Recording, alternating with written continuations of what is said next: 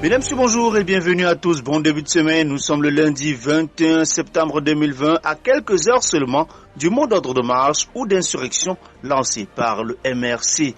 La titraille de nos journaux de ce matin s'en est régalée. À la une de Cameroun Tribune, marche illégale contre les institutions, non. Partis politiques, membres de la société civile, transporteurs, taximens et conducteurs de mototaxis et les citoyens ordinaires donnent de la voix pour rejeter avec force le projet de manifestation lancé par le mouvement pour la renaissance du Cameroun avec pour intention affichée de créer un mouvement insurrectionnel. Dans la même veine, le Messager titre à la une ce lundi insurrection, ils sont tous contre Maurice Kamto. Ministres, gouverneurs de région, leaders de partis politiques, associations syndicales, chefs communautaires s'inscrivent en faux contre les manifestations du MRC. À la une de l'Indépendant, marche insurrectionnelle, les chefs Sawa disent non. Dans une déclaration faite le 18 septembre dernier, les autorités traditionnelles du département du Vouré, dans la région du littoral, appellent toutes les populations de cette cité séculairement hospitalière à opposer un refus net et catégorique à tout appel d'où qu'ils viennent à la marche programmée le 22 septembre 2020. À la une de mutation de ce lundi, toujours dans la même logique, manifestation du 22 septembre, la fiche technique, revue des troupes avant le face-à-face de demain. À la une d'émergence, comment Kamto et ses équipes se préparent. À 24 heures du démarrage, la pression monte encore plus. Le régime verrouille davantage les grandes villes avec un impressionnant déploiement de forces de défense et de sécurité. À la une de mutation en santé, Manaouda et l'alerte Covid. Défi actuel de ce lundi, titre toujours dans la logique des marches. 22 septembre, la peur bleue. Yaoundé sous haute surveillance, au moins 7 partis politiques prêts à défier l'État. Des partis et la société civile s'insurgent contre l'insurrection, risque d'affrontement entre pro et anti-Bia. À la une de Le Jour, l'armée et la police sur le pied de guerre. Reportage à Yaoundé, Douala et Bafoussam. À la une de la Nouvelle Expression, les muscles des forces de l'ordre. Pour étouffer la marche de contestation annoncée, les autorités ont déjà déployé les forces de l'ordre à Yaoundé, Douala et Bafoussam.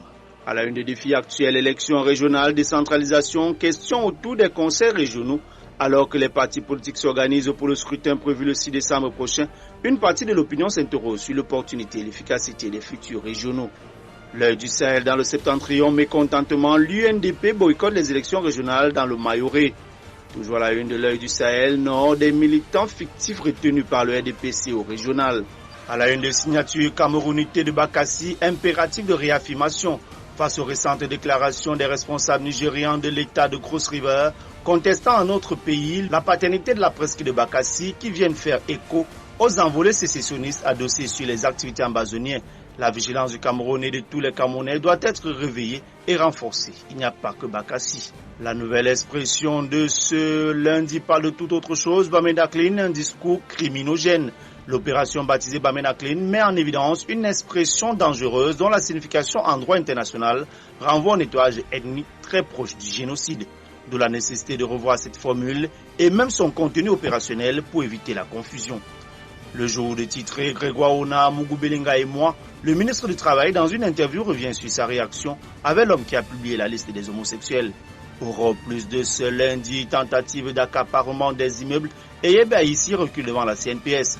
Le MINCAF a rétabli dans leurs droits l'entreprise publique et Samuel Vaudoayolo, acquéreur de l'un de ces immeubles aujourd'hui disputé par le faussaire Dieudonné Désiré Tini. La une de Le Messager, affaire Mebengo et compagnie, à qui profite le crime. Lecture dépassionnée de l'ordonnance de renvoi en circulation dans les réseaux sociaux. À la une de Cameroun Tribune, en transport interurbain, 17 compagnies menacées de fermeture. Le ministre Jean-Enes Massenangale Bibeye donne un mois compté du 7 septembre dernier aux promoteurs pour régulariser leur situation administrative. À la une des combattants en économie, financement de l'économie, c'est 5 400 milliards qui manquent au secteur privé. Avec 4 642,88 milliards de francs CFA de crédits octroyés par les banques en 2019, l'économie camerounaise n'a obtenu que 45,8% des fonds nécessaires pour impulser une croissance forte, créatrice d'emplois. Un tel sous-financement plombe le développement et hypothèque l'émergence souhaitée. Toujours en économie, éco-matin, consommation, la grande distribution à l'assaut de la classe moyenne. C'est la ruée dans la grande distribution au Cameroun. Depuis 2015, les investisseurs locaux étrangers multiplient des chaînes de distribution pour conquérir le marché de la classe moyenne estimé à 200 milliards. En santé, diapason coronavirus, la CEMAC entre deux scénarios de crise, évaluation de l'impact économique d'une crise transitoire à une crise de grande ampleur. Les chefs de l'État de la CEMAC doivent prendre des mesures urgentes face aux chocs exogènes et à la persistance des vulnérabilités des économies nationales. Et Cameroun Tribune de conclut une nécrologie. Bon frère est mort. L'ancien défenseur de Léon Dontab est décédé hier à Douala des suites de maladie. Il avait 66 ans. Et pour terminer en sport, la nouvelle expression championnat national, New Star retrouve la Ligue 1. Après une année blanche sans activité, le club par force de la justice vient d'être réhabilité en Ligue 1. Mesdames, Messieurs, merci infiniment de votre aimable attention et bon début de semaine à tous et à toutes. Que Dieu bénisse le Cameroun.